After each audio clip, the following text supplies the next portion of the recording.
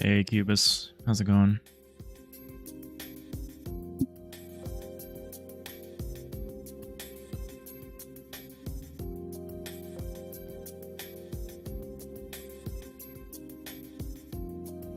Got an ad running, and then we're going to get started.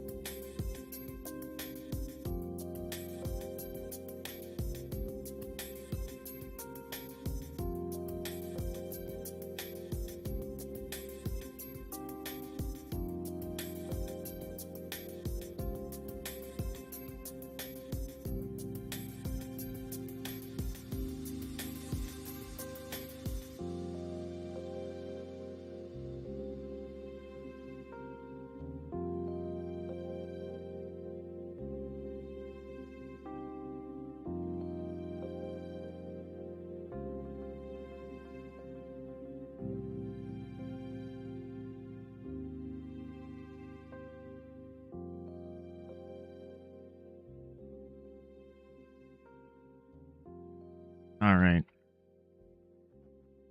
Welcome back. We're going to... screen share. There we go. We're going to keep working on our tile map. Or not a tile map. Well, kind of our tile map. We're going to work on what I'm calling the starship editor. At the moment, consists of these 5 layers.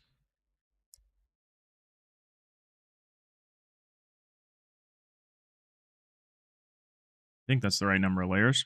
There should be 6 layers, but I've disabled one of them. We got these 5 layers. What happened to my brush tool? I just broke something.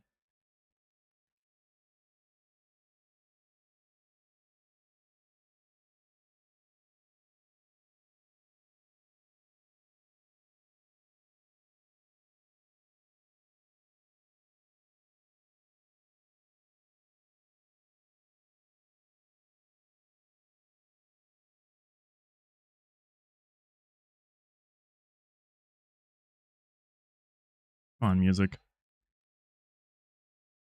Don't do me like this.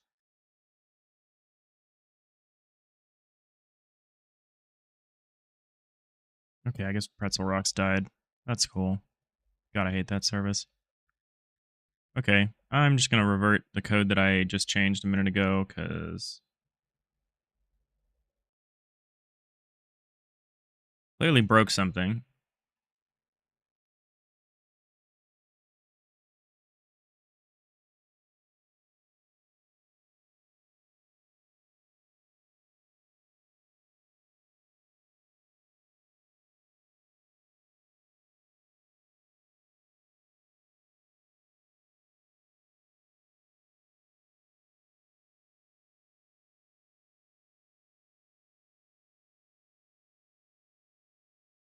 There we go. So we've got our little floor tile. This is the predictor. So this is what this is just saying, like, if you click, this is what I'm going to paint here. And so we got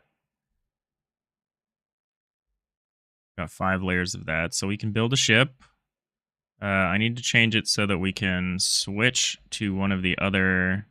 Oh, what did I do? I'm doing some stuff. I'm spamming keys, and it's kind of breaking everything. So that's interesting. Why would spamming the keyboard break this? And it really messed up that piece.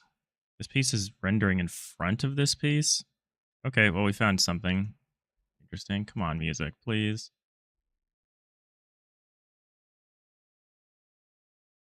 Please, Pretzel Rocks. I'm gonna like build my own playlist, I think. I don't know what I'm gonna do, but I hate Pretzel Rocks so much. Yeah, it's just the web page is just refusing to load now.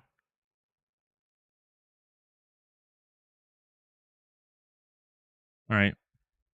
Why sword issue? I think it's a little weirder than that because none of the other ones are experiencing it. Let's see if I can reproduce the error. Well, I guess some of them. No. Yeah, I can't even reproduce that. I think that was just a weird. I think it's related to whatever this bug is because it's not supposed to be remembering these tiles. Like I'm not painting tiles. It's supposed to be cleaning itself up. Yeah, there are some Y sorting issues, but it's unclear why. Ah. All right. So let's see. Who's listening to input? Well, the ship editor itself is listening to input.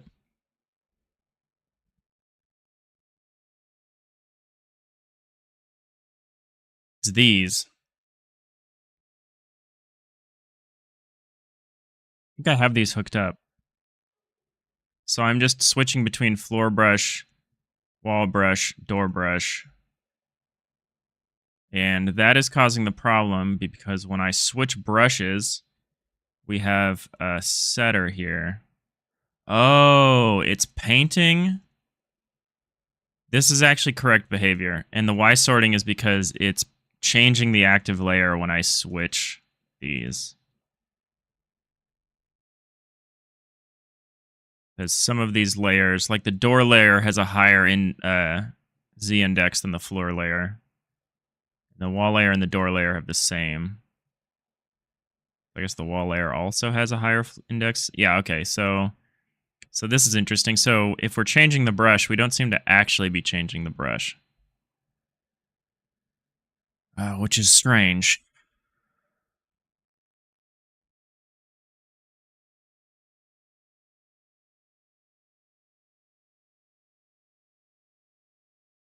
So when we switch brushes, we also need to clean up. Okay.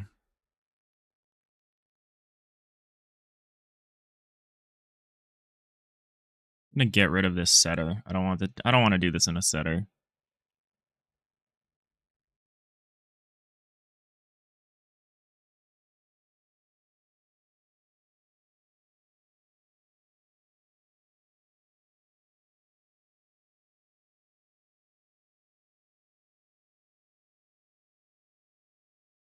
So what we're gonna say.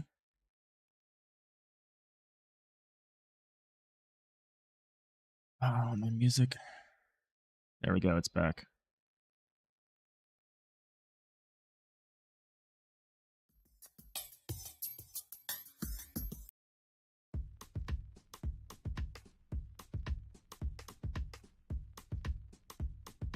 All right, so what we're going to do instead is whenever this changes, we will immediately fix this.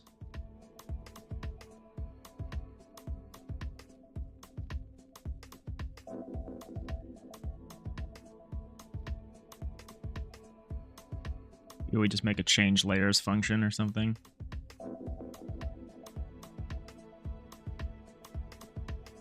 Say bunk change active layer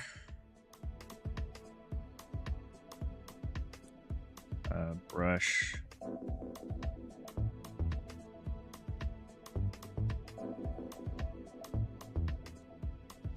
we'll do this.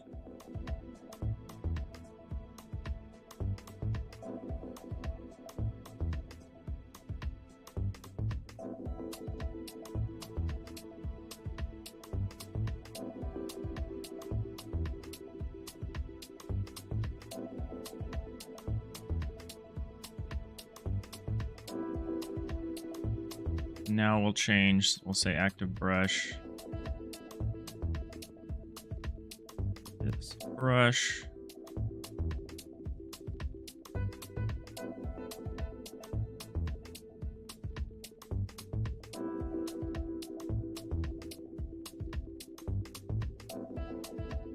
And we'll say active layer. Well, we'll do the match. We'll grab this match function.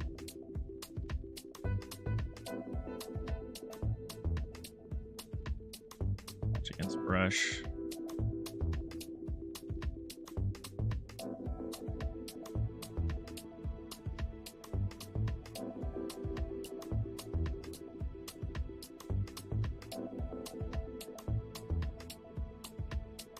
Yeah, we gotta treat the eraser as something else. The eraser is gonna be super weird, depending on how we do this, how we treat the layers. Like if I'm painting a bunch of floors and walls and doors, and I switch to the eraser tool, do I expect all of the tiles on the layer to... No, I don't. I only expect what I've been most recently working in. So if I've been painting floors... God, I hate these ones with vocal samples in them.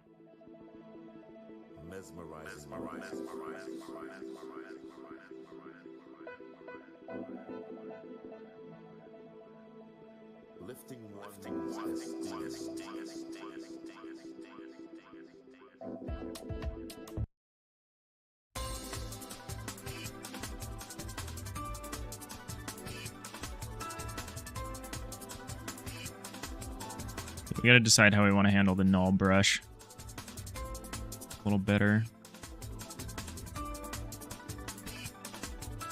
So if we just have this called change active layer with brush dot. No, so this one won't work. So we gotta decide what we're gonna do with this.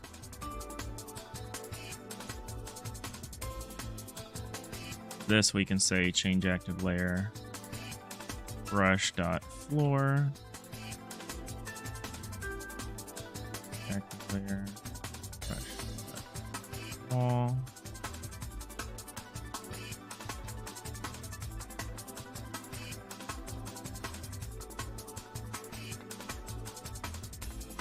I want to call this change active brush and layer.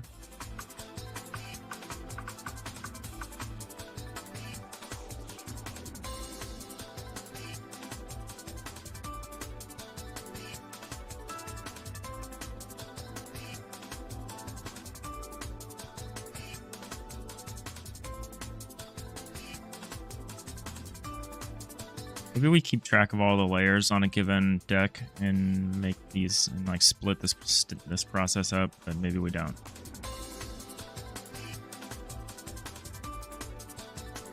Some of the goals I have for today is to make like a rectangular placement tool so that we can place more than one tile at a time. And then I also want like an undo redo.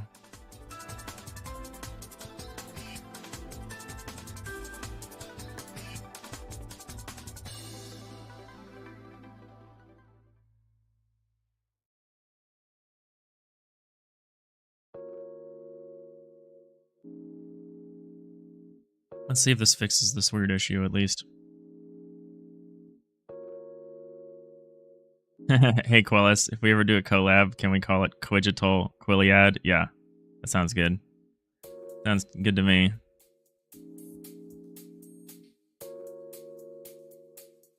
Alright. So, are we still having this? Okay, so it's,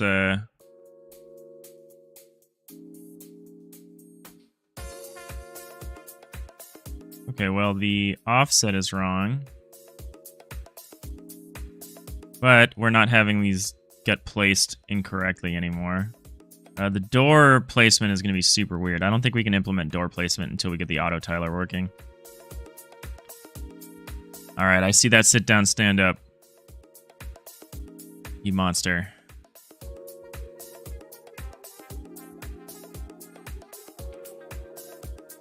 placement of the grid here is kind of confusing.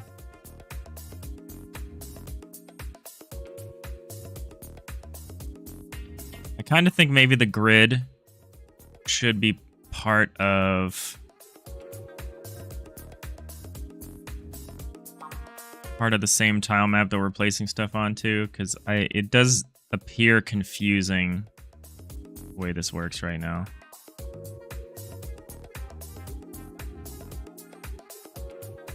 Maybe I need to change. Oh, that's gonna be weird.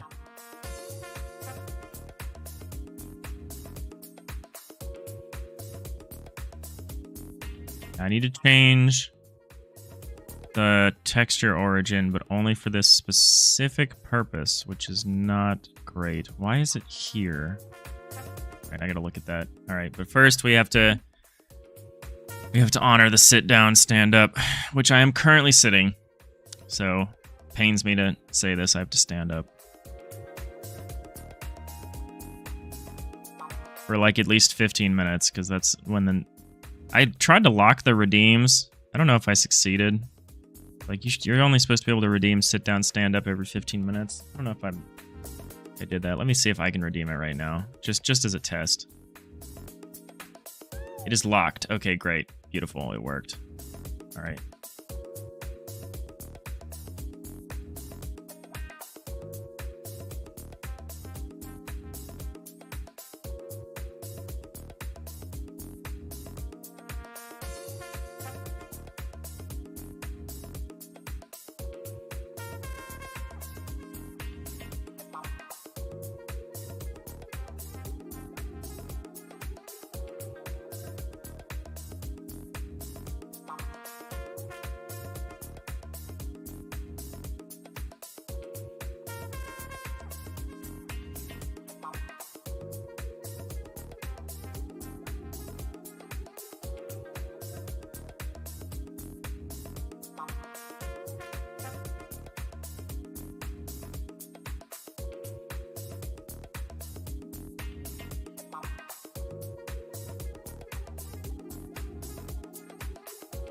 I also have to adjust my microphone when I do this, which isn't great. Gotta figure out. I gotta balance these two modes correctly. My sitting and standing. I fiddle with it over the weekend. Because my arm, like, my distance to my desk should not change whether I'm sitting or standing, I think. I don't understand ergonomics, but I think I understand that much.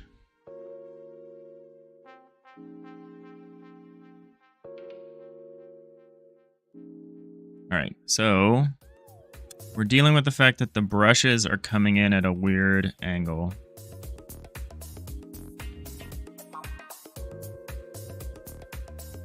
So we can fix this a number of ways. We could change texture origin.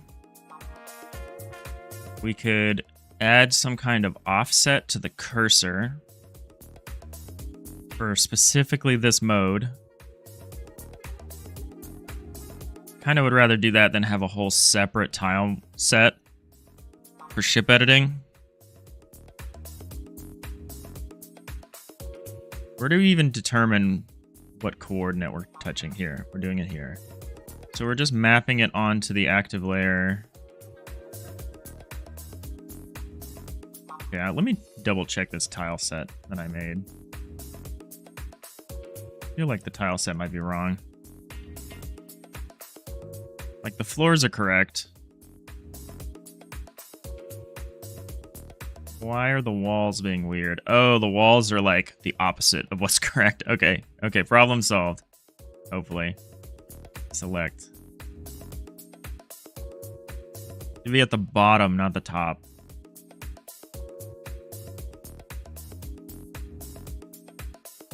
Anyway, how's it going, Quellis? How's the jam going?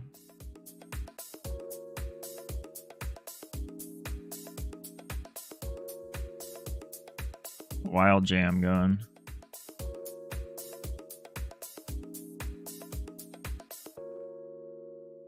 I haven't been able to tune in much.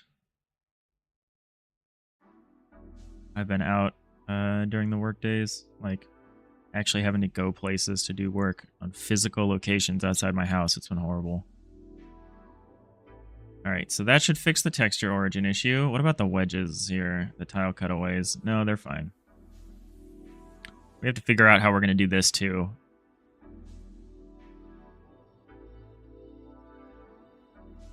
We actually have 2 different tiles that we need to place every time we put a wall down. Just fun.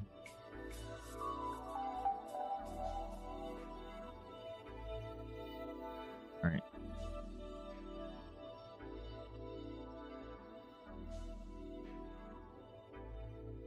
Only a few days left. You're feeling the pressure. Yeah, I get that.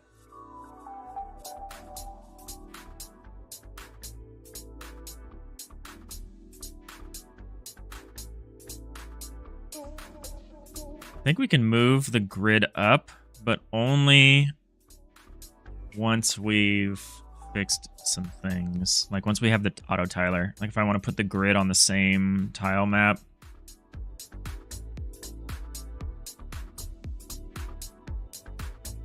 I think it is a little weird that we're placing tiles on top of the grid like this. Let's see what the wall looks like.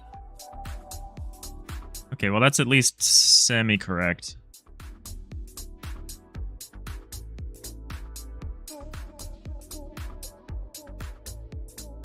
It's weird that it's invisible. Oh, it's because if I don't move the cursor, I see.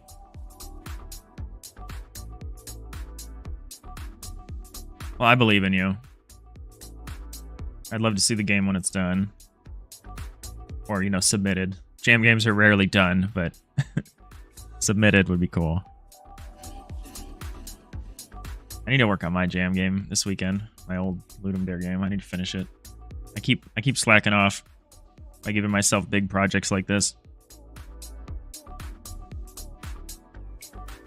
Okay, so if we want to instantly be able to see,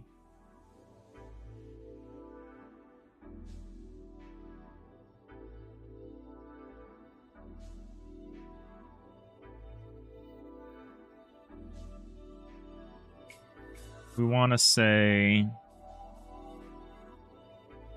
brush changed or something like that.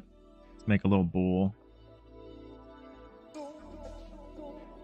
Brush swapped? I don't know.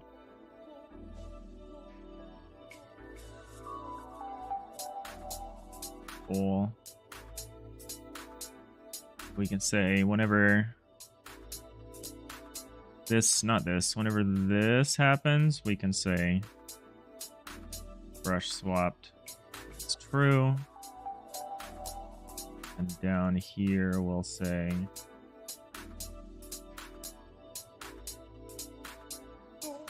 brush swapped is false.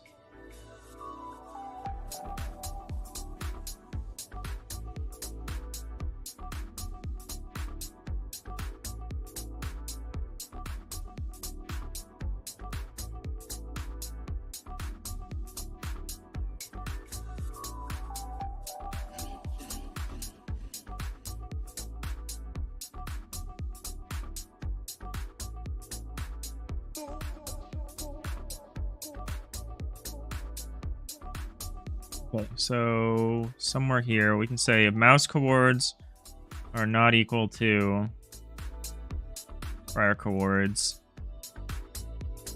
or say or.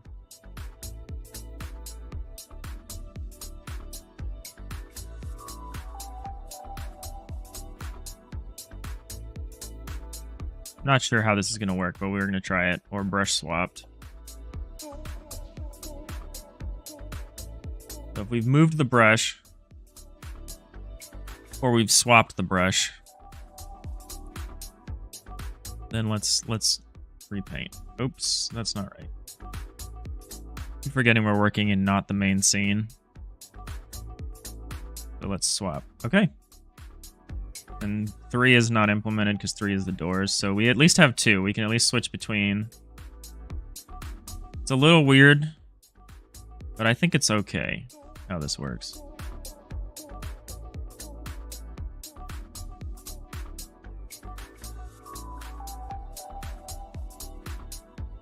think it's a little confusing because it looks like you've selected a tile behind the tile that you're actually drawing on. But since this is, for now, going to be used entirely by me, I think it's okay.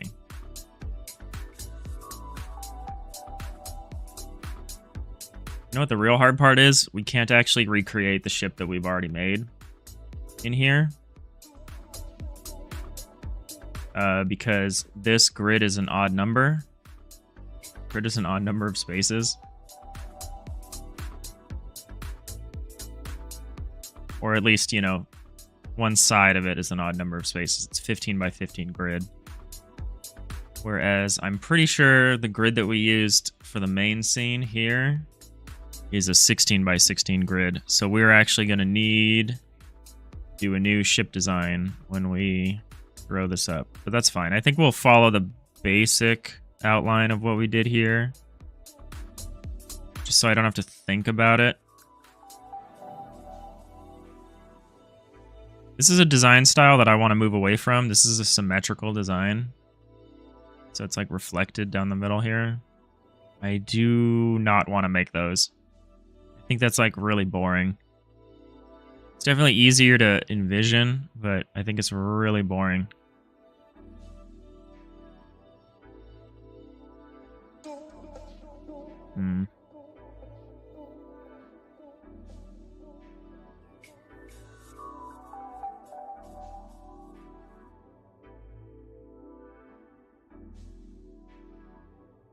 All right, so let's make it so we can actually permanently place tiles, I guess. It's probably the next step here.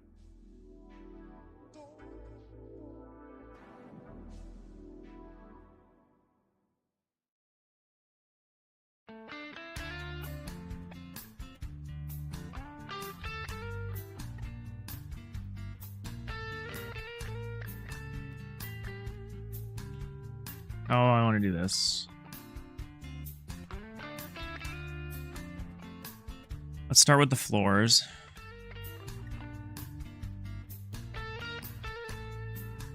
So in process, we say... So I'm thinking... Should we have like... should we do it like in A-Sprite? Where A-Sprite has like a foreground color and a background color, and you do left click. Yeah, this music's alright.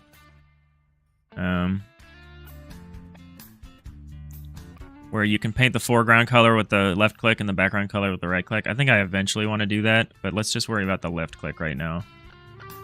So let's say... grab our input map.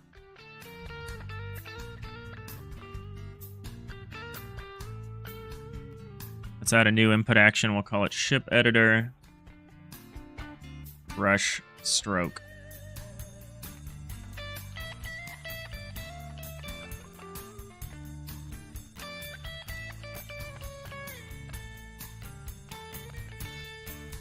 That adds in 30 seconds. Take a quick 90-second break when that hits. Just so I can finish my breakfast real quick. Alright.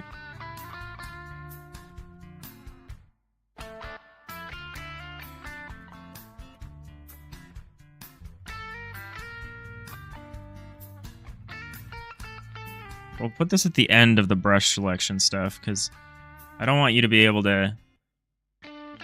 Why did I put parentheses everywhere? This isn't GD script, or this is GD script.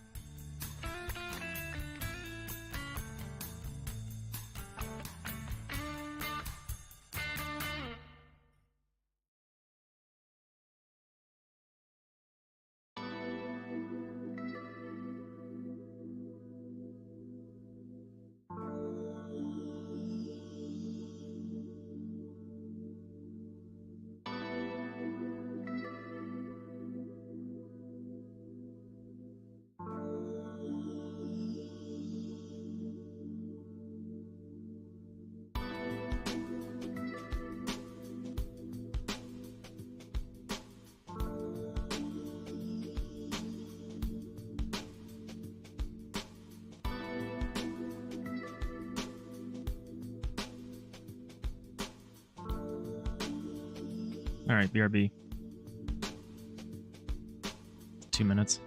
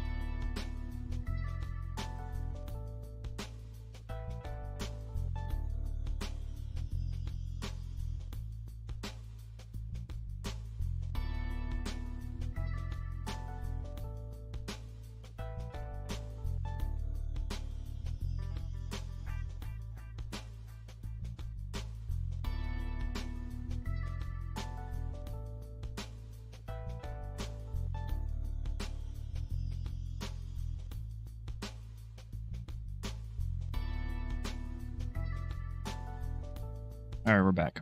Breakfast has been finished. Still got some coffee left. Things are looking up. Okay, so I have to decide how I want to handle brushstroke here.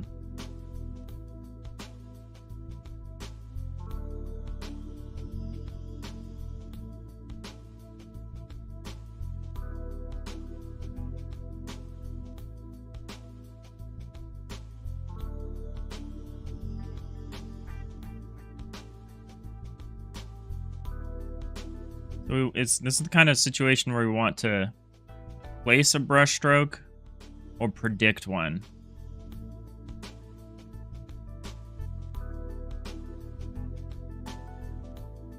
So we want to break up some of this logic, because right now we're saying, you know, if the mass coordinates have changed,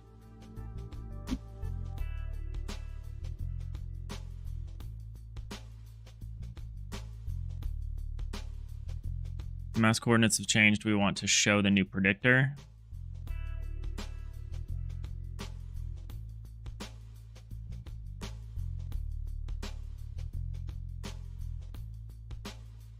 Or if the brush swaps has, we want to do that.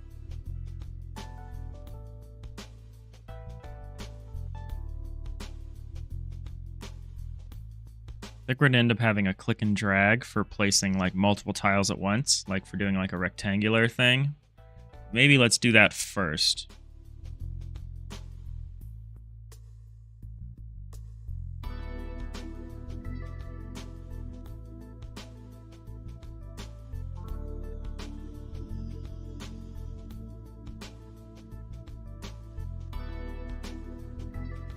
Say something like, say like, stroke starts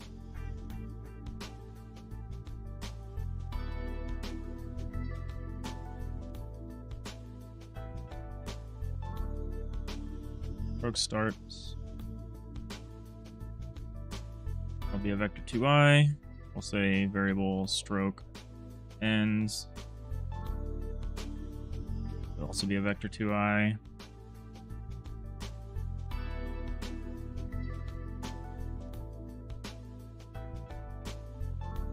So this is where we want to divide the behavior. We want to say, if the mouse is being held down,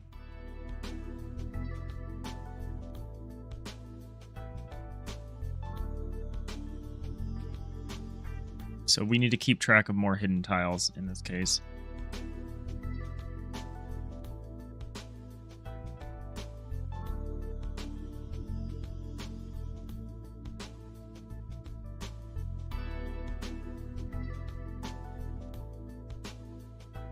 And I'm thinking you could eventually have maybe some more complex brush types. Like we could have room prefabs or things like that. In which case, maybe we don't want to act on a whole region. Maybe it would be like a scattered, a little more scattered, or at least not super dense, but maybe it will always be super dense. Let's figure something out like that. So hidden tile right now is a single brush. Which is not correct. At minimum, it's going to be an array.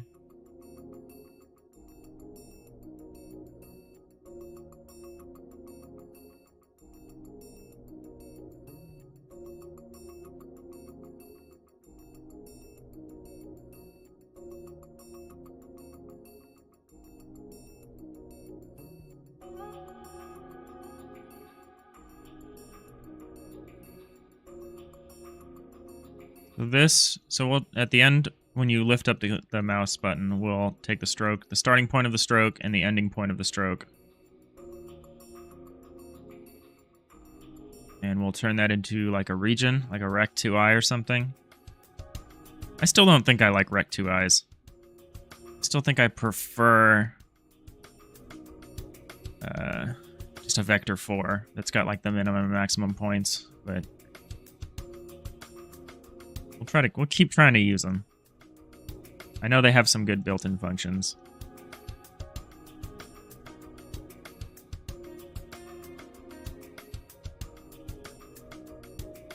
But we need some way of storing the tiles that are getting overwritten. We're going to call this hidden tiles.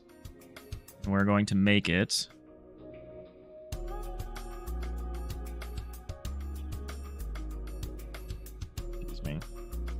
in my eye.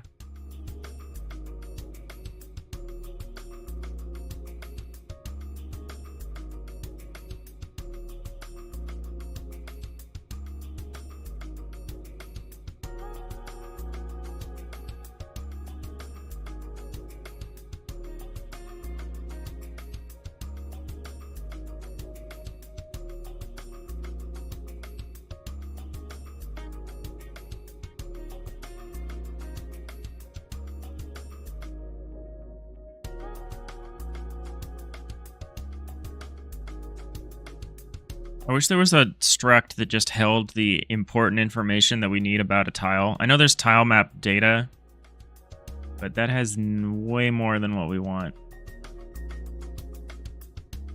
That's all I've been able to find so far.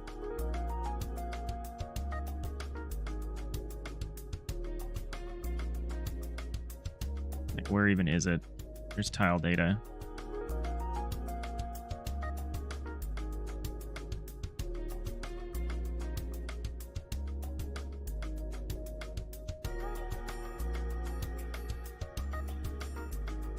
It's got way more. I just want to know... I want to know more information about tile set stuff.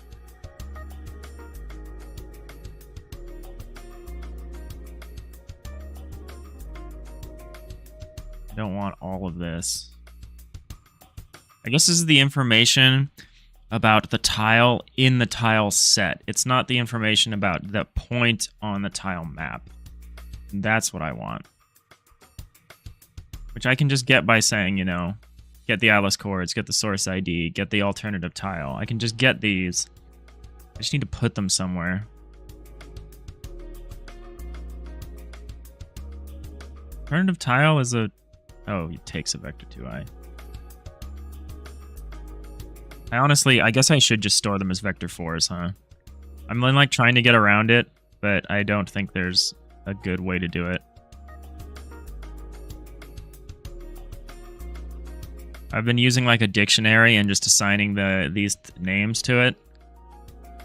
But I don't love having like tons of dictionaries that only have 3 things in them.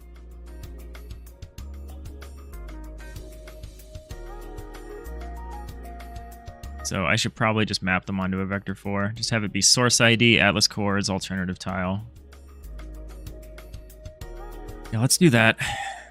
It's less readable, but it's way more compact. So in which case, hidden arrays is just going to be an array of vector 4s.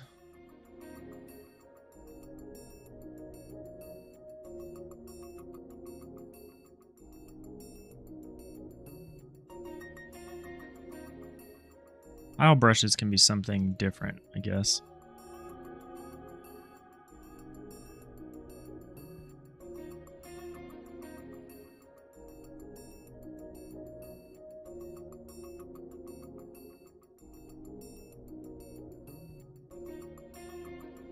Need to be a dictionary of vector 4s, where the coordinates of the dictionary, or the dictionary keys are the coordinates of the tile. Otherwise, we just keep an array and we have the array mapped to the... We'd have to rewrite the... No, that doesn't work. It needs to be a dictionary. Because of how we're going to be building these regions.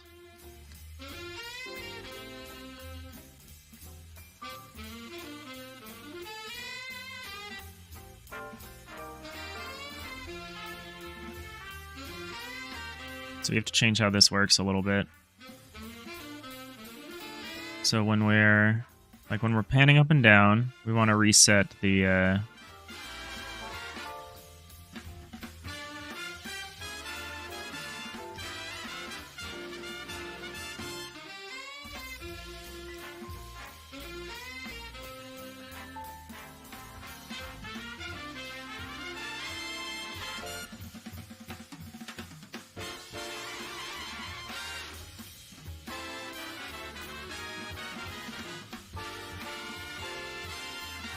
so instead of tile brushes, hidden tile. Oh, that's how we're doing this, huh?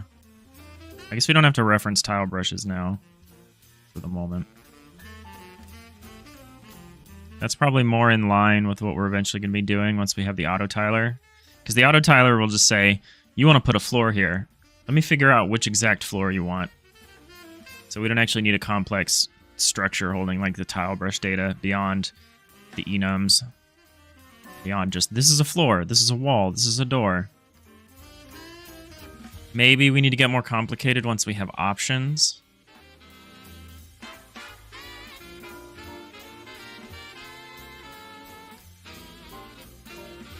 We could refer to those as like a palette, I don't know. Like you pick a different tile set and it's a different palette and you've got different options. So let's just say instead, let's say hidden tiles.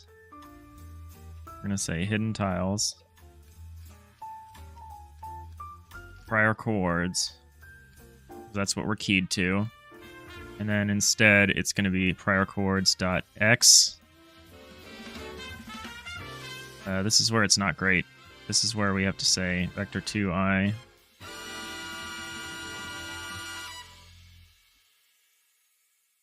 Hidden tiles, prior chords, dot. This is one of those times where I wish I could be like dot z w z no y z. Like I could just make a new vector 2 just like this. Oh, is it gonna let me do that? No, it's not. There's no way it's gonna let me do that. It's gonna let me do that? It almost never lets me do that. It's probably gonna give me a runtime error when I try to do that. That can't be right. Let me declare a vector 4 real quick. v4 is whatever.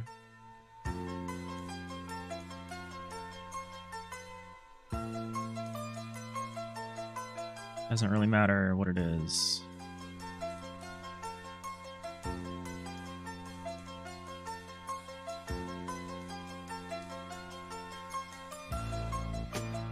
So it'll let me say variable v2 vector 2i v4.z.yz.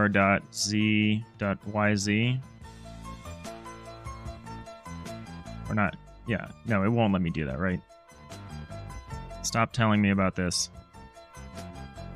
Cannot find property yz on base vector 4. Yeah, I didn't think it was going to let me do that.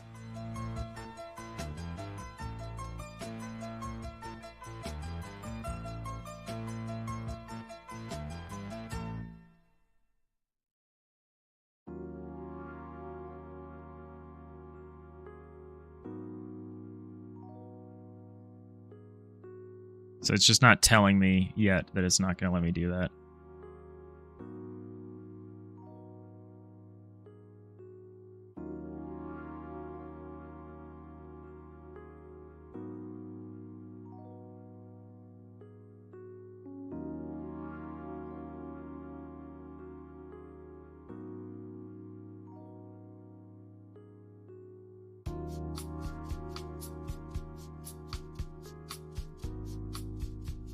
We'll do it this way.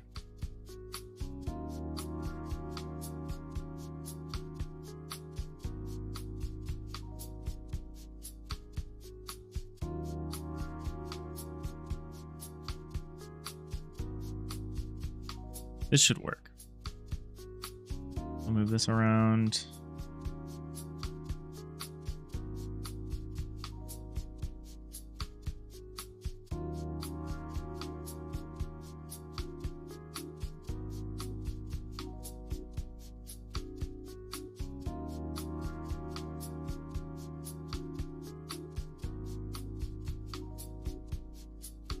And then we have to set the hidden tiles. So we would say hidden tiles, mouse coords is, this is where we can say it's vector 4i.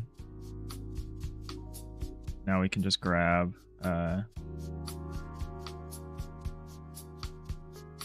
active layer.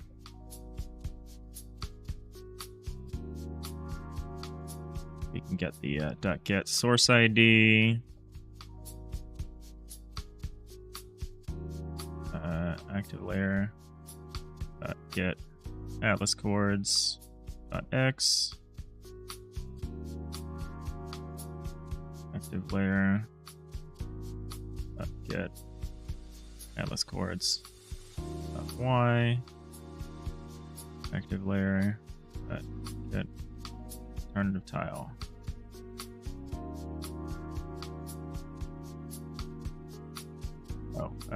Got to feed in the mouse coords, obviously.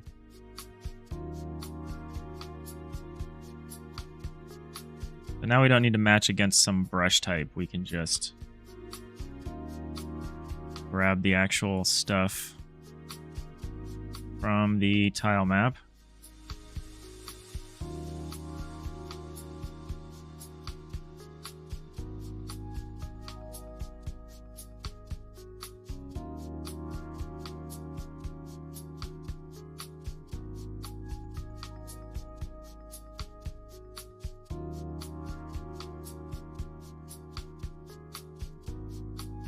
I don't love this. Maybe I will just use a dictionary of dictionaries.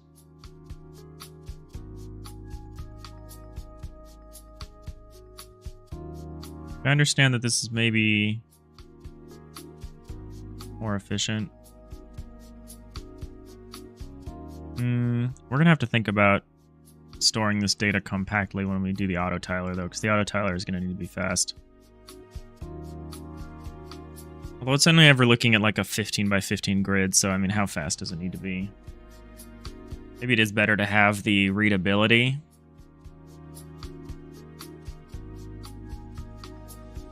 Because it's super not clear what this is doing. It's setting the sail and it's grabbing the x coordinate, the y and the z coordinates, or the y and the z. Oops, the y and the z and the w. Whereas instead it could just be doing this.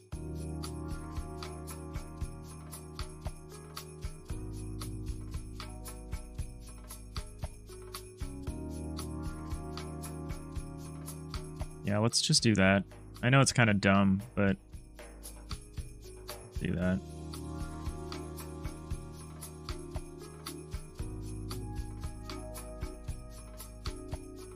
I even have nested dictionaries.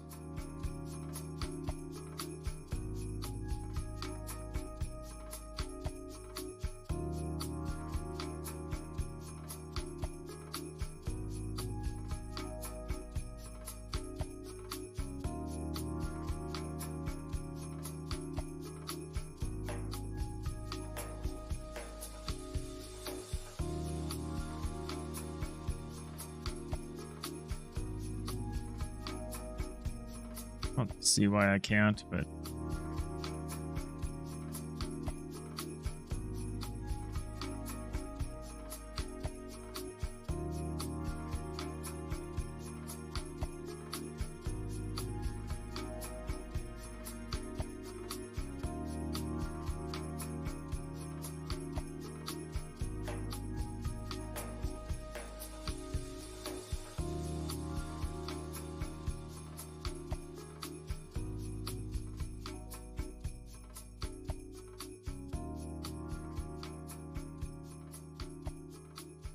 I change a little bit about how I do this.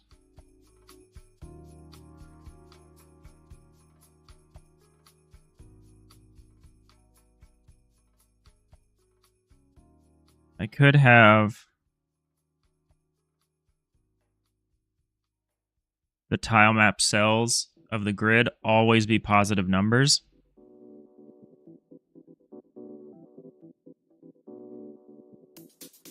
So I could just have an array of dictionaries. I mean, I should probably, instead of just using dictionary, I should probably just make a custom piece of data that I use.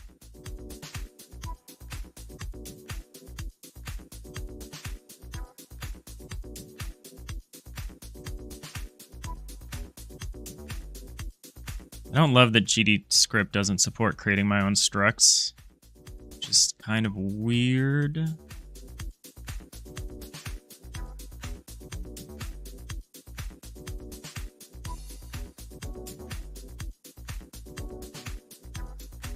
Does GD script have struct-like types now?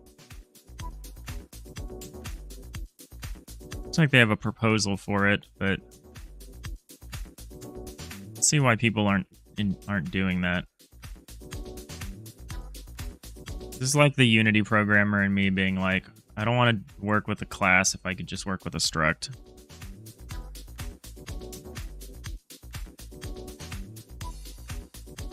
See what people's written.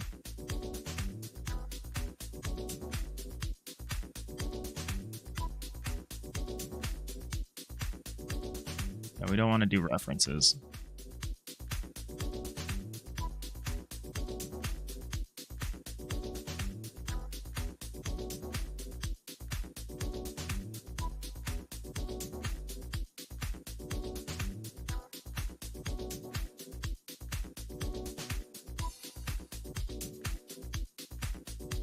Just them discussing it.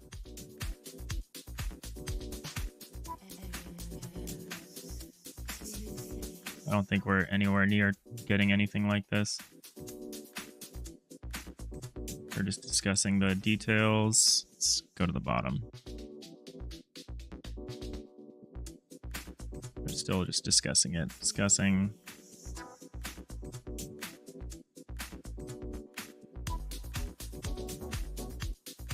It doesn't seem like something we can do now, which is unfortunate.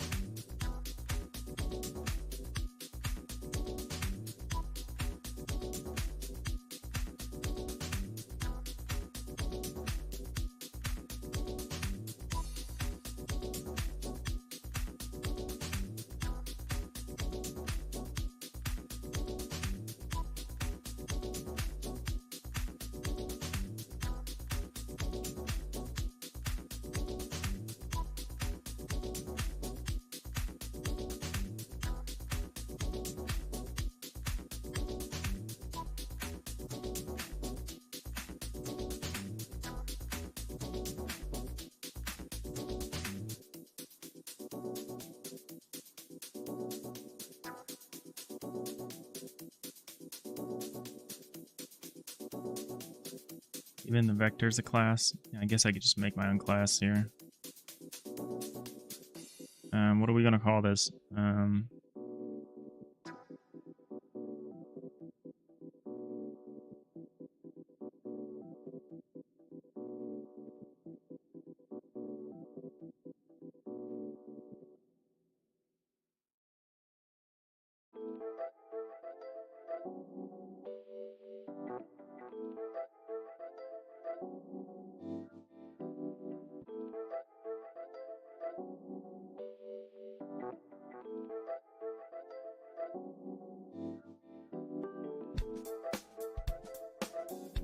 I want to call it tile data or cell tile data because that's a thing. That's a very well-established thing.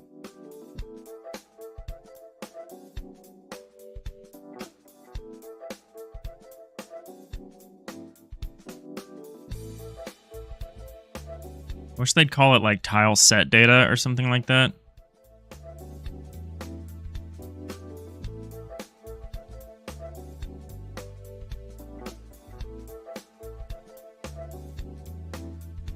Call it cell map data or something.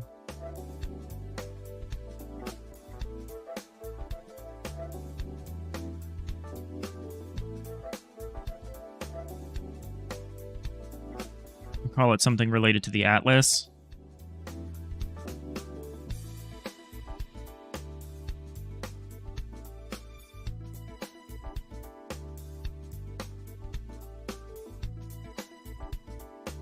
It's the 3 core attributes of a piece of a tile of a.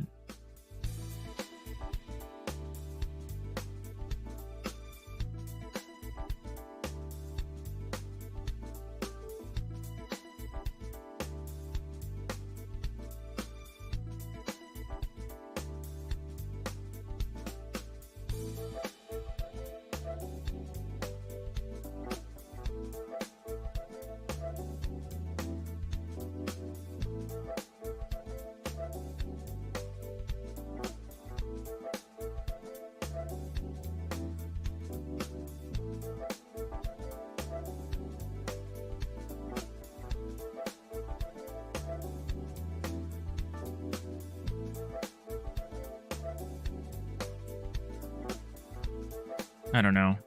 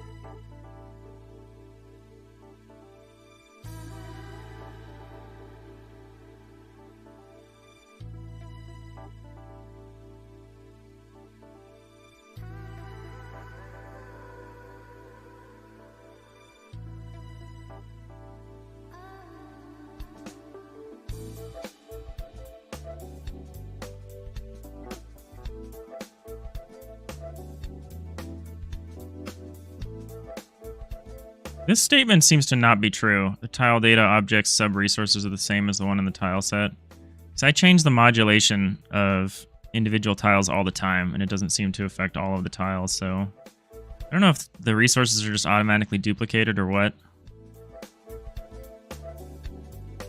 Alright, we're in an ad, so I'm going to continue thinking about variable names for a minute and a half, then I'll pick one. Because I'm letting myself get distracted here.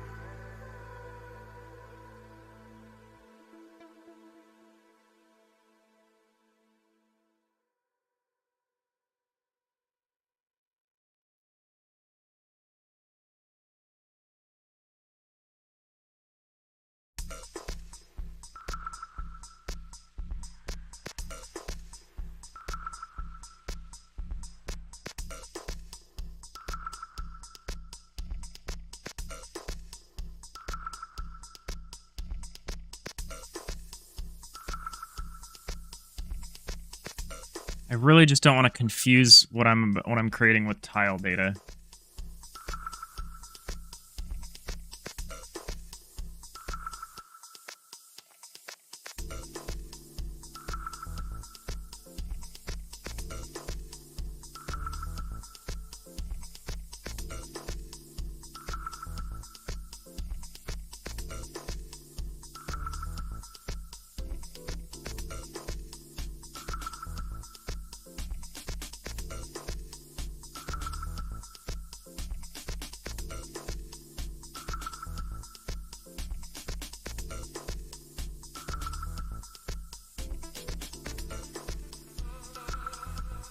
So I don't want to confuse it with tile data, but I want to call it something. And it just, all it has is the source ID, the atlas coords, and the alternative tile. And that's what you need to know to pick a specific tile.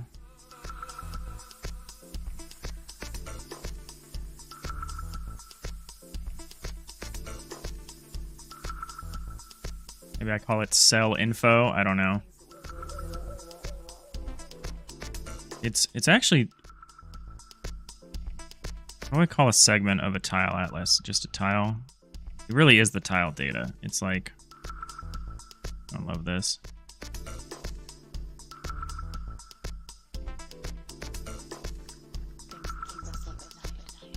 None of this stuff though.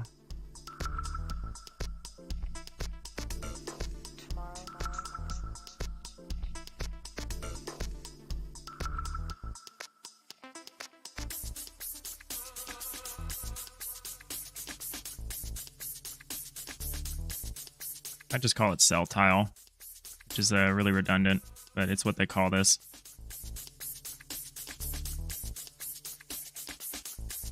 And it refers to a specific tile cell in the tile set, or the tile, yeah. And the pieces that I get from it are get cell tile data, get cell atlas coords, get cell alternative tile, get cell source ID. Maybe it's cell. Maybe we just call it cell data. I don't know. That's so stupid. It's not this. It's. I just want to call it cell tile. Maybe. That's like the dumbest name. That's like the tile.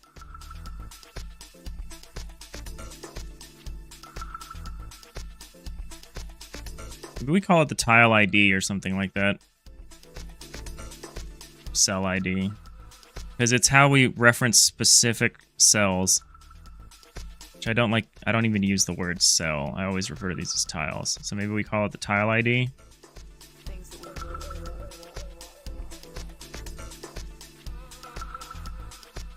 Maybe.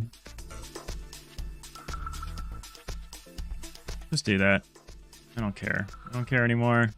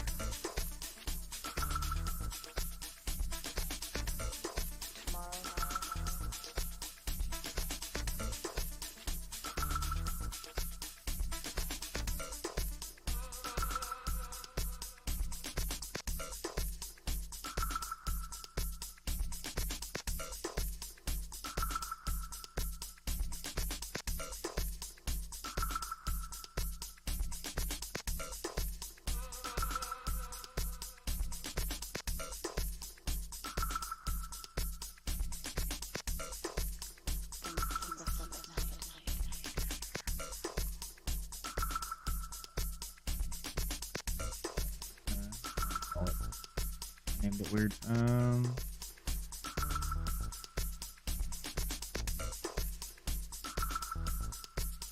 Tile ID, there we go. Not extend node, it extends object.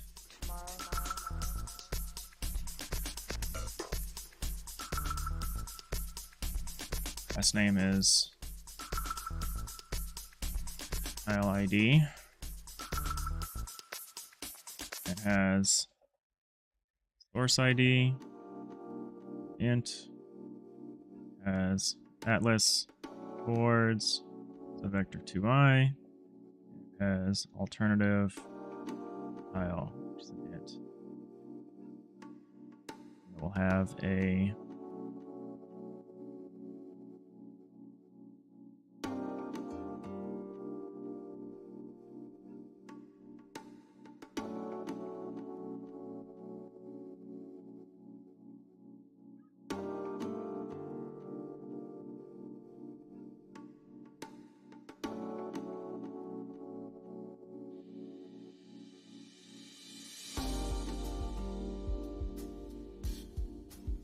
I'll have a function func get tile ID.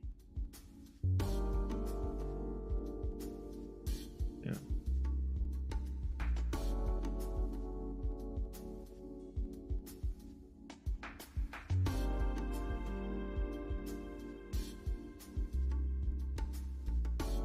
Coordinates.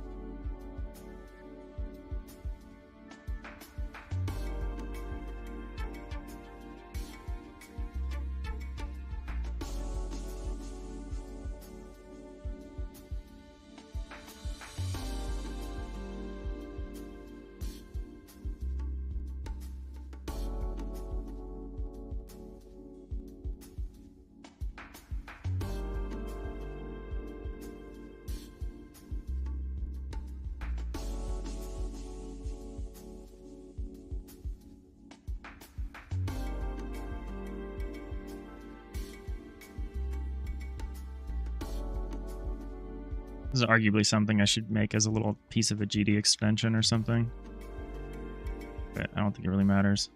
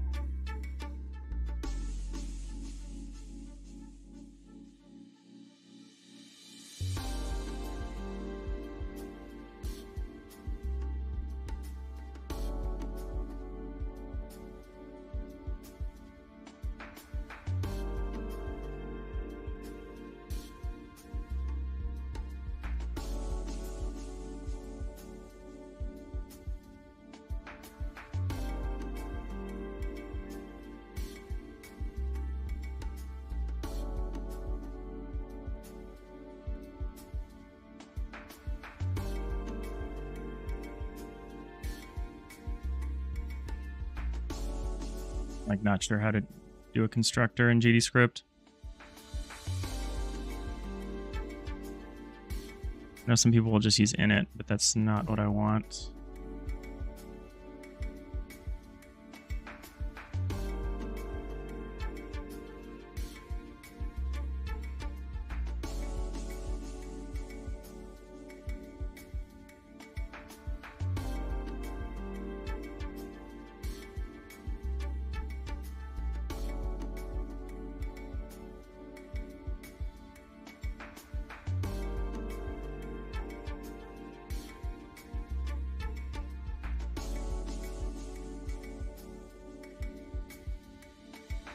People just use init. It's not really what I want to do. But I guess that's what people do.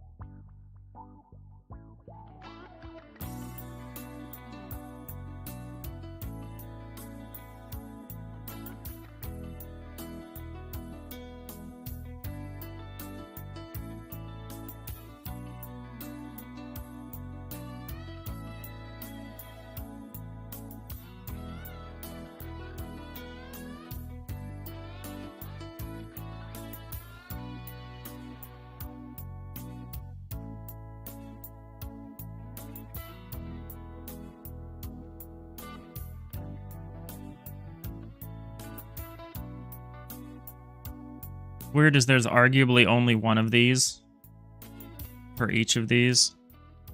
Like, there's only ever going to be one of these combos. So maybe tile IDs should be a dictionary that I add stuff to.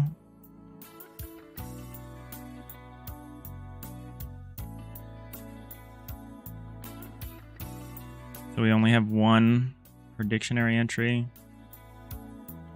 I don't know. No, that doesn't totally make a lot of sense.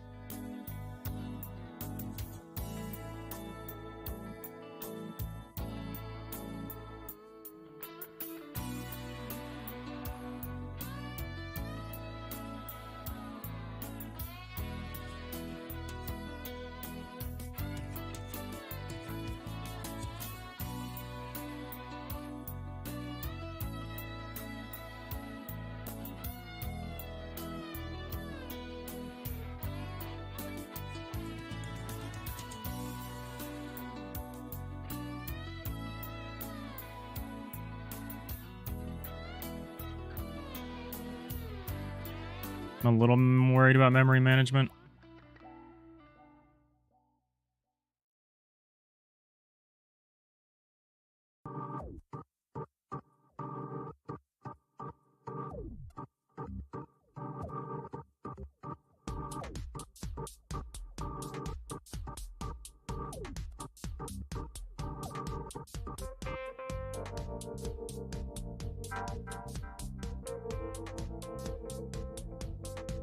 Yeah, and it's not going to work because I'm not actually putting this isn't ever going into the scene tree.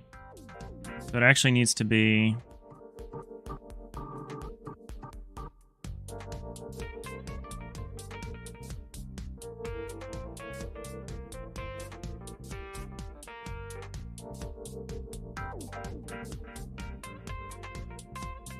It should be a static function.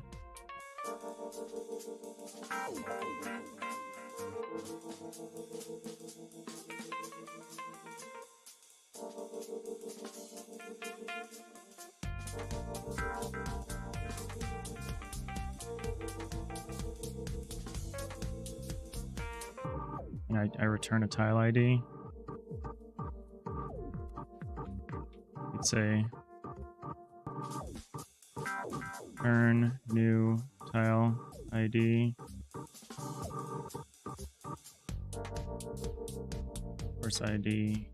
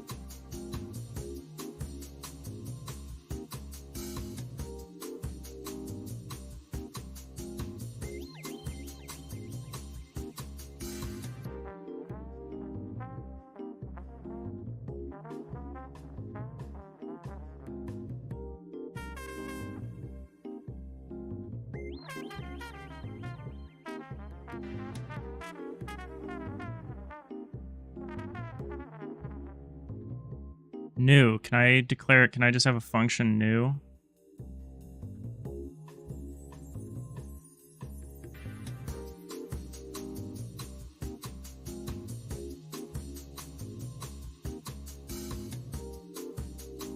Static function? Yeah, object constructors in GDScript are weird. Let me see if the docs have some better stuff here.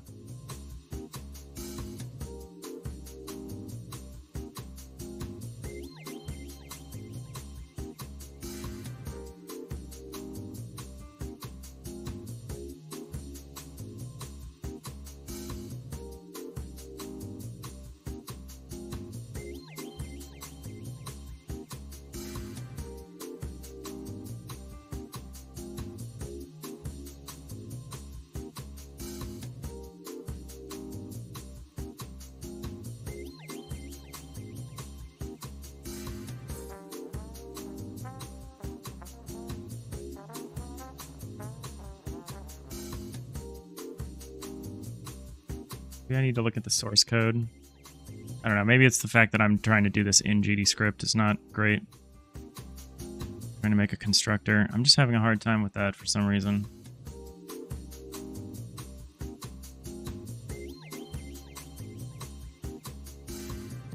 I guess I could subclass.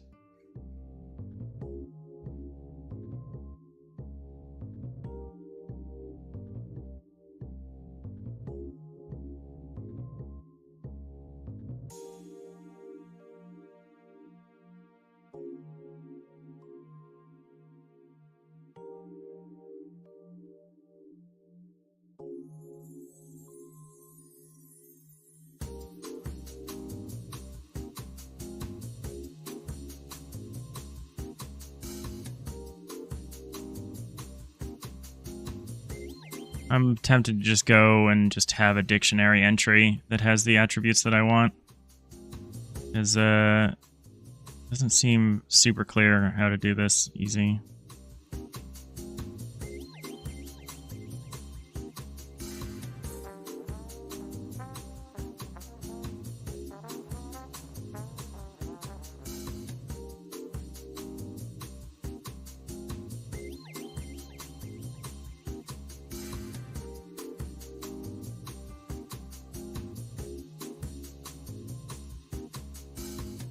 Sorry, we're not doing particularly interesting stuff.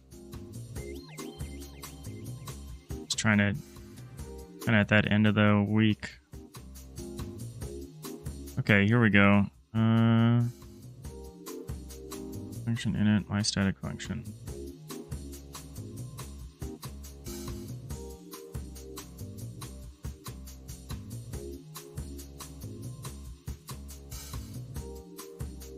Oh, so there's a .new function. Okay, so you don't say return new. You say... So we'd say function, static function get tile ID, and we'd feed this stuff. And it would return a tile ID, and we'd say return tile ID dot new.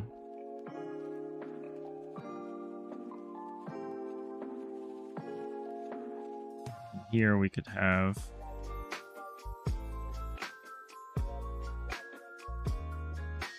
say source ID integer, atlas coords is a vector 2i, alternative tile an integer.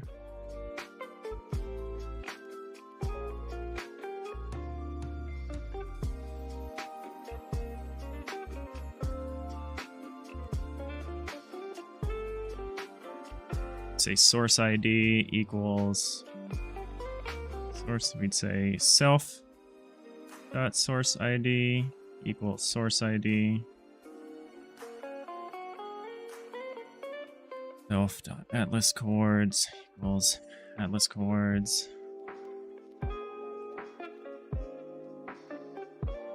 Maybe we should do this a little differently.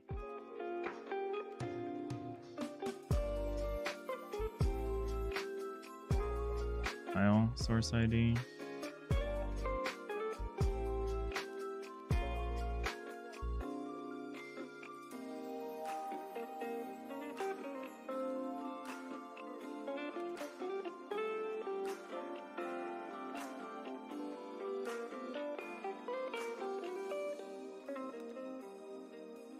They knew.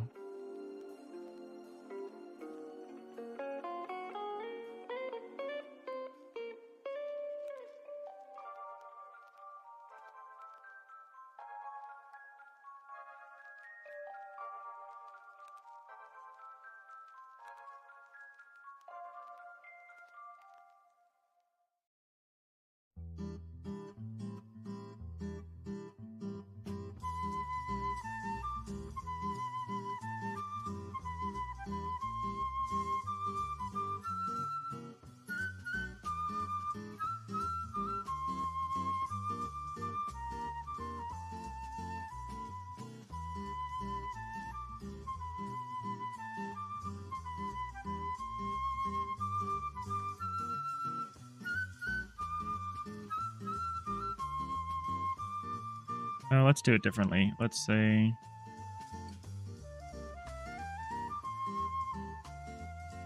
Do I have to return anything? No, it can just be void, right? Oh no, I should return something. So that's maybe where I'm not sure about. So if I just say tile.new and I have this new move this stuff down.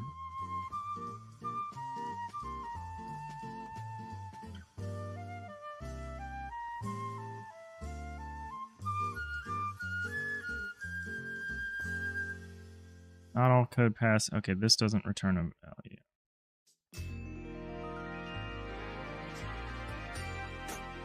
This has to return a tile ID.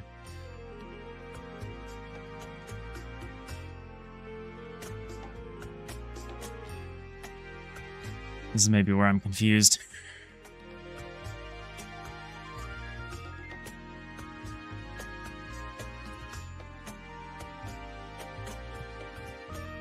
I mean, I know I could just say tile.new, and then does object have a new?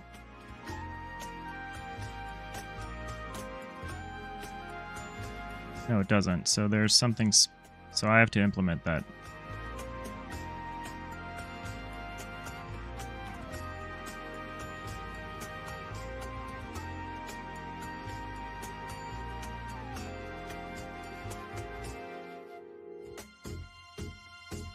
When an object is initialized. See, I don't think init applies to our situation.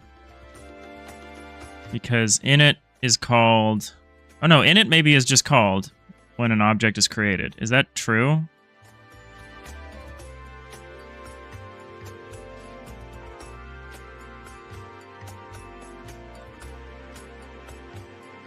Constructors are special methods that are called when an object is initialized. In GDScript, the constructor is named init. Okay, so I do just need to use init.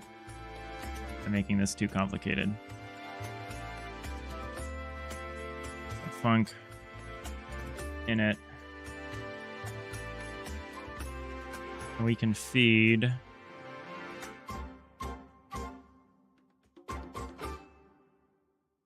We can say we can feed parameters, I assume, through the new, right?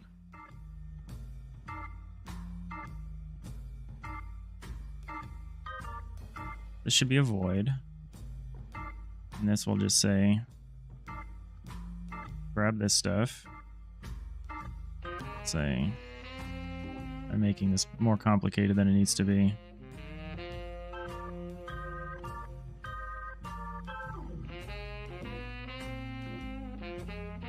I mean, this arguably isn't much better than just doing this as assignments after the fact.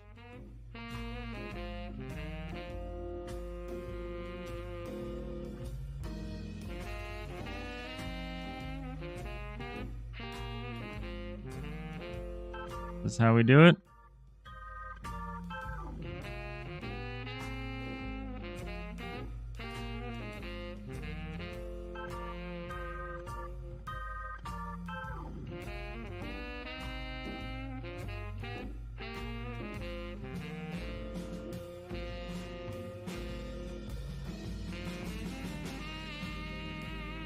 This doesn't live in the tree. Hey, Temptic.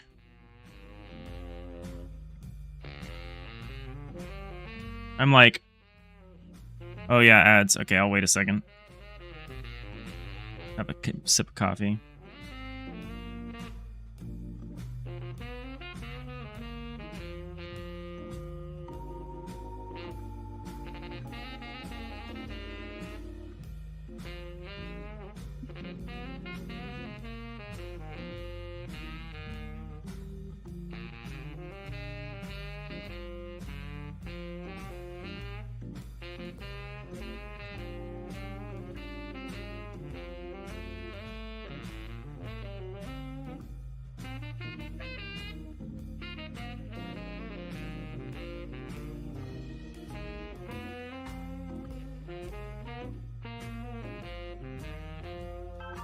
All right, welcome back.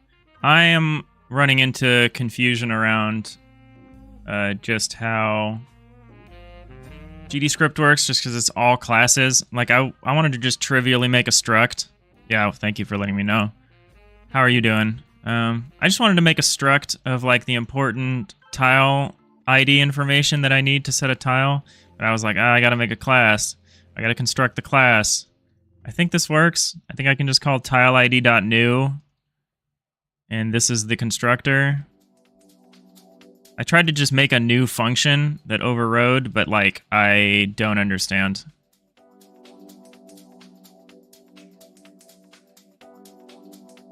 You can't help at all. Okay, no worries, no worries. We're gonna just try and fail here.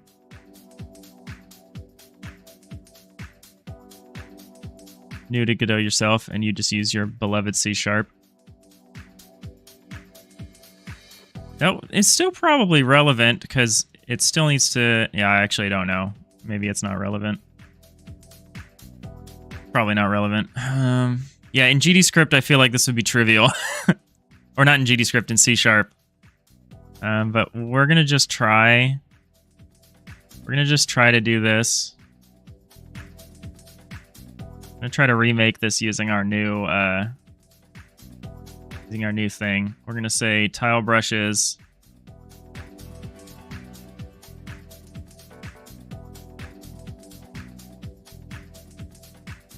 is an array.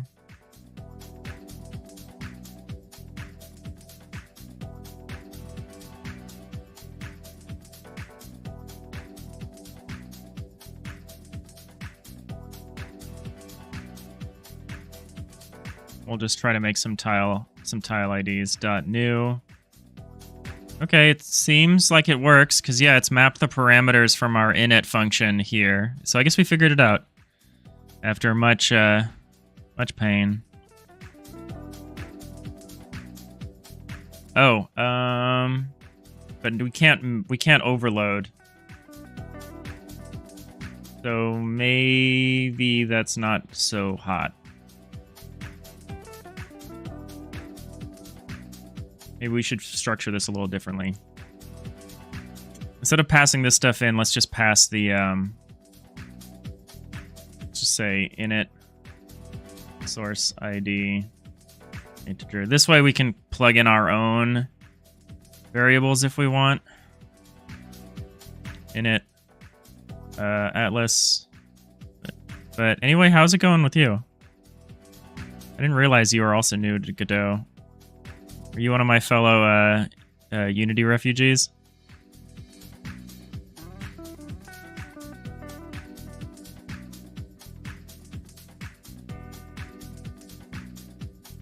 Oh, you already told me. Yeah.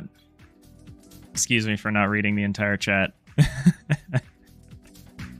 I'm streaming. Yeah, I have the memory of, like, I don't know, a goldfish. We'll say self. So let's get rid of these references. It's good that we're not passing in references anyway. Say init source ID.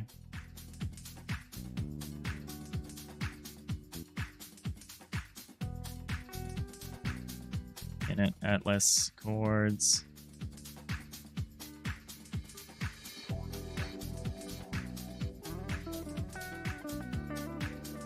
Init alternative tile. Okay, that works. That should still work, and that should give us more flexibility.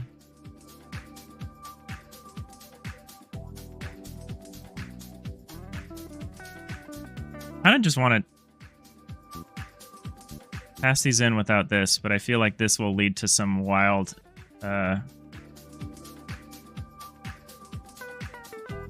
variable aliasing. Yeah, it probably will.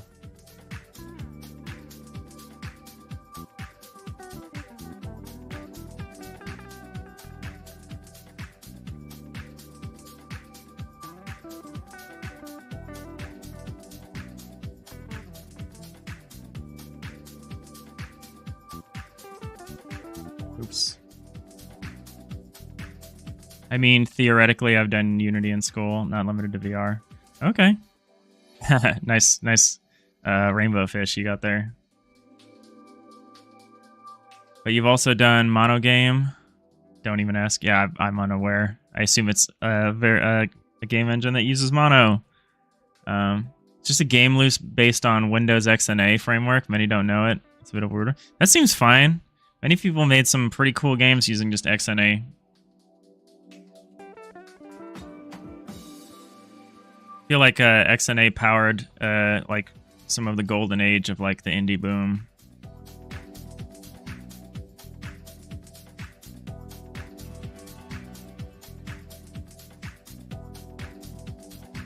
All right, so we'll say tileid.new, and we'll feed in the numbers manually here.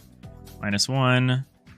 Vector 2i, -1, -1, -1.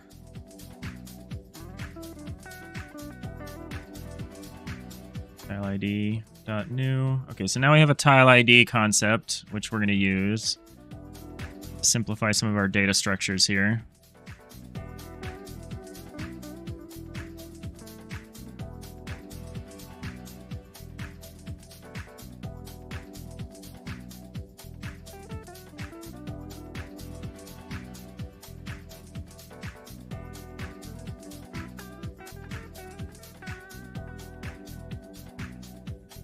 I'm still tempted to have a dictionary of all the tile IDs that we need for our tile set, just so we're not making duplicate objects all the time. Like, we just look at the dictionary, and the dictionary handles how many of these objects we need. I'm tempted to do that.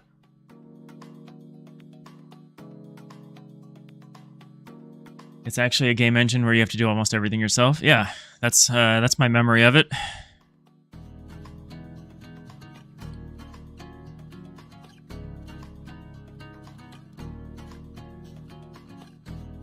My very first now you had your overlay, which you've been refactoring to version 3.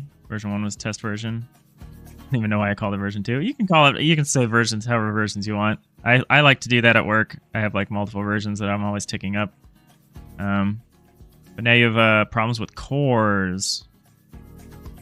CORS. I'm not familiar with that acronym. So you're moving your overlay to Godot. Oh, nice, nice. Yeah, I remember XNA. The very first game developer conference I ever went to was 2008. So I am old enough to remember XNA.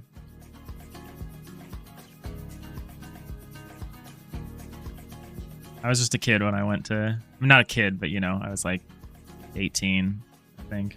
Oh, I might have been 17, actually.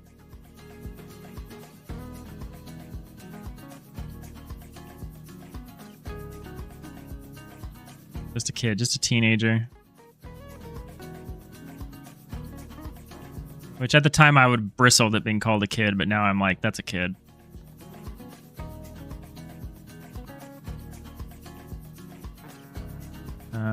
Okay, so we've changed our tile brushes structure. It should just work now.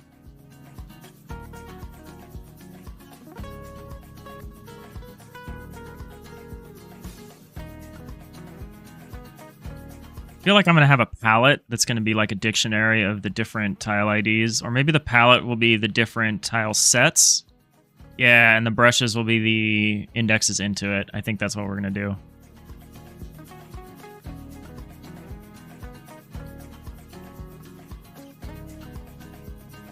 All right, so the hidden tiles is a dictionary of these tile IDs for now.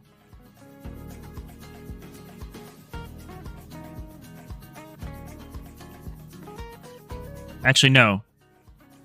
Hidden tiles is a dictionary keyed by coordinates, tile coordinates. The values are these tile IDs. Gosh darn it, haha. Biggs also doesn't know of cores. Oh, okay. I feel like I'm in good company then. Basically, cores is something browsers use as security. If your API does not allow cores, the website will complain. I see. Very annoying, but you don't need cores for communication between two apps. Huh. Now you're moving your HTML, JS, plus CSS to Godot, maybe for the better. Your overlay updates object positions every 1 millisecond to make lists. Nice, nice. That's how you ended up in Godot. Okay. Yeah, Godot seems to be very popular for overlays. It's interesting that it's popular for overlays for people who don't normally use Godot, because, I mean, I've seen, like, you know, Foolbox, Jotson, Homo. I've seen a few people who have some cool overlays. Tabugi. They're all, like... They're all Godot powered, I think, for the most part. Alright, so it's now we're referring to tile brushes. So tile brushes can't be referenced by hidden tile anymore. That's a little weird. Oh, maybe we are... Maybe tile brushes is a dictionary right now.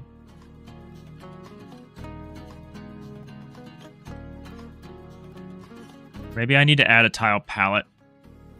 Variable tile palette concept.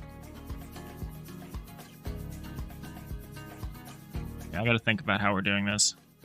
We basically have, because we're doing predictive stuff where we're showing what the result would be if you painted something, I'm having to keep track of what we're hiding by painting over with a prediction. And I've confused myself now by changing the meaning of some of these data structures. So we're using the enum of the brush type to feed into the tile brushes. And the tile brushes has the actual palette information. So hidden tiles should actually be a dictionary of brushes. That's what it should be. Okay, okay.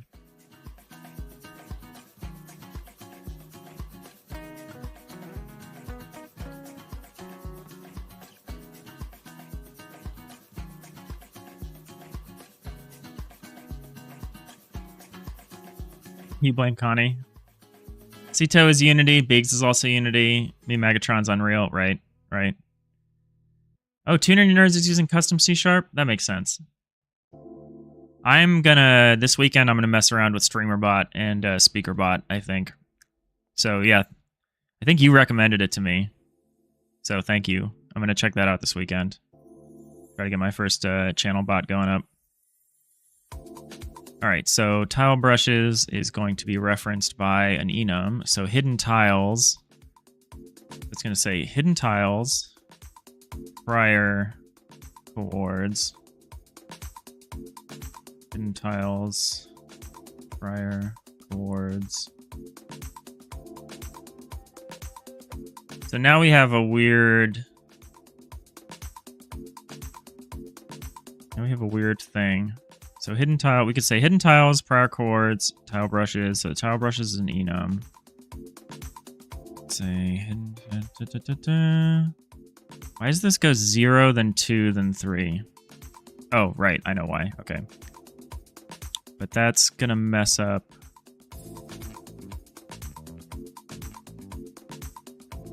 I have a problem. I have a problem because we have 2 source IDs for walls. I was just going to map it onto the... I'm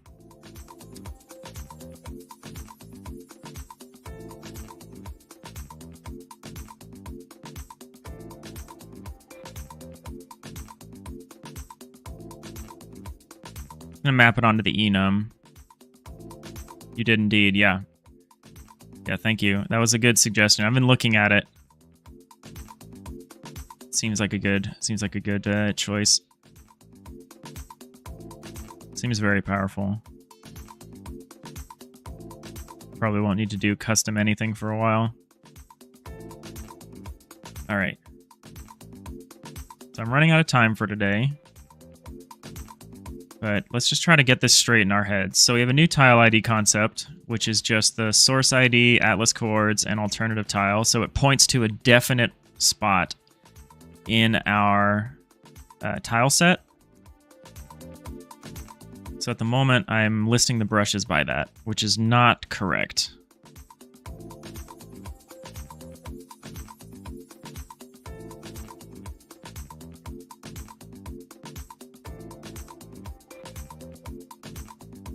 I don't know, maybe I'm using the wrong brush to refer to the wrong thing.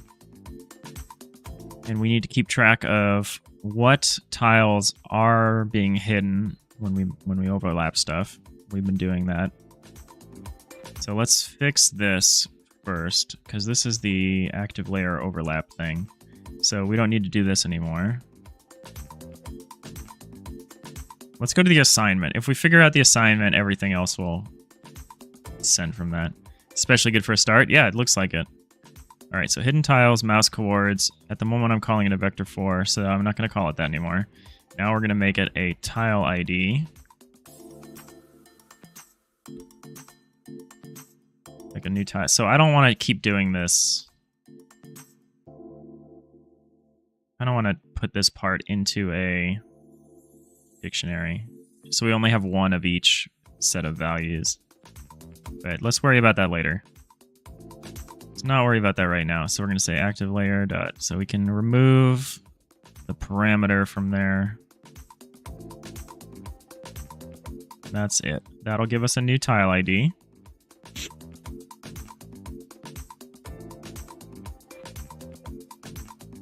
The dictionary, right? Yeah, okay.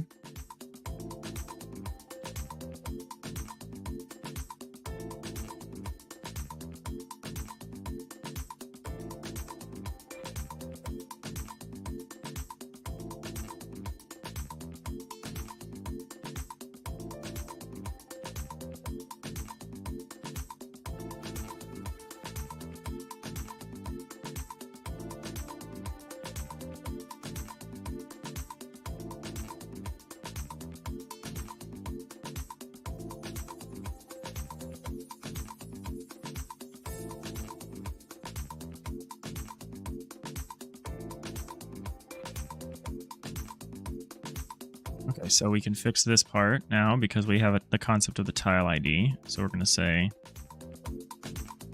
hidden tiles prior coords dot source ID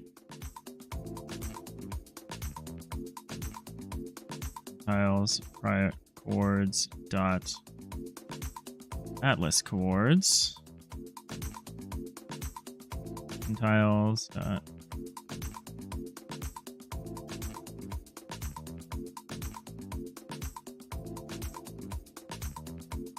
alternative tile.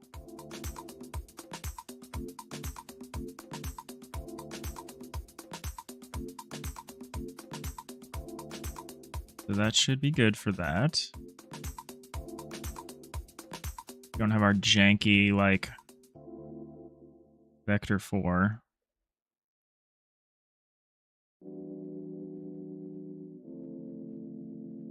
Then, so here, what else? Okay, we put this here. So we don't need the tile brushes concept here. When we need the tile brushes concept is for this, for painting based on what brush we've selected. So for the active brushes, we need to make, so we need to do the same kind of thing here.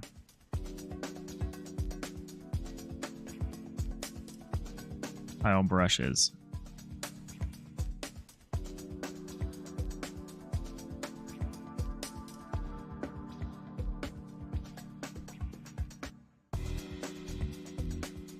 Oh, this should work then. Okay, no. This should totally work. So we're saying tile brushes and we're indexing by the enum. And we've arranged them to account for the fact that we've got this gap in the source ID here. So that's not a problem. So this might actually work. What's this? Oh, we're just doing this one more time.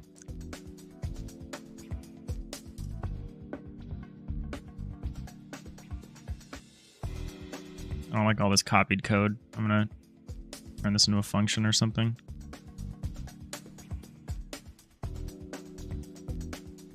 Okay, well that's all the egregious compile time errors. Let's just run this real quick and see if we got it. Nope. Valid access to a property or key 00 on a base type dictionary.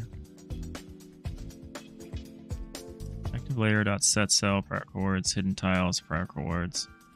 Oh, we need to see if we need to check here. We need to say elif hidden tiles dot has prior coords.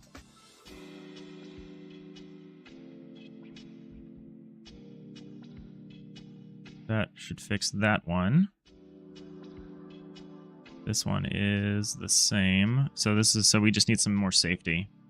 You say hidden, because this was a specific individual tile before, and now it's a set things. Individual tiles dot has prior coords.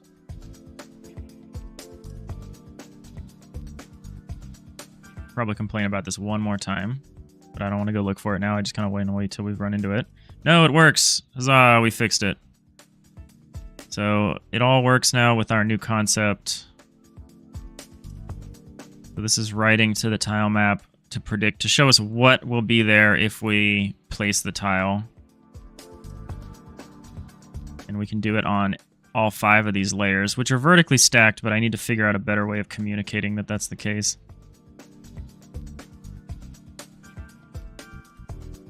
Okay, sweet. Sweet. And then next time we'll actually get to the painting and the undoing and the redoing and all the more interesting stuff. And before we know it, we'll be able to paint new starships in-game. Be cool. That'll be cool. I gotta run. to work now. Yeah, thanks for everyone hanging out. Thank you, Temptic, for swinging by. Thanks again for the suggestion. That is going to probably be a lot of my weekend, just setting up some more cool stream stuff. And we'll be back on Monday. Sorry to run. I just gave myself literally no time. Yeah, I hope you all have an awesome weekend. Oh, thank you. Thank you for the message effects. I love that. I love that the new bit reward stuff. So good. Thanks for getting us started on our bit goal here. All right. Have a great weekend. And I'll see y'all next time. Bye.